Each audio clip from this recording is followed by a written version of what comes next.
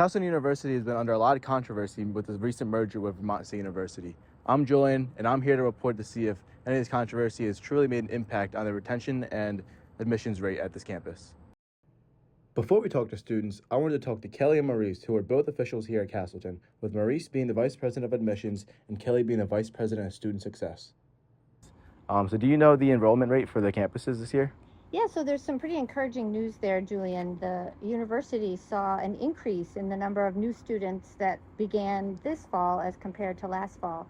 And those numbers aren't quite official yet, but right now it's looking like 14% increase over last year. So, certainly post-pandemic, during the pandemic years, every college and university saw dips in their enrollment in incoming classes. So the admissions team did a lot of targeted programming for each of the campuses and the university as a whole, because the goal was to grow enrollment, just like it will be next year. This year, there were a lot of colleges and universities did struggle a bit, given some of the challenges that students were faced with the FAFSA and the rollout of the new FAFSA. It was less than ideal. Just last week, financial aid successfully posted, meaning that any financial aid that students are getting, whether they're a new student at the university or a returning student, their aid all posted to their account relatively smoothly. So all things considered, a lot of really exciting things have happened at Castleton this fall and also across the rest of the university. We've seen enrollment increases at a lot of our locations, again, both in Vermont students and in out-of-state students. So is there anything in the future that you guys are looking to maybe improve those numbers, or? Absolutely. So we want to do some really intentional, targeted programming to help look at where we can boost retention. And so the work this year will be to disaggregate that data, to look at what the differences are based on demographics. So we're going to look at race and ethnicity. We're going to look at students who are Pell eligible, students who are maybe the first in their family to go to college, those types of things. And then where we see that the institution isn't performing as well for certain groups of students, we're going to boost that programming and do some targeted outreach to help those students be successful.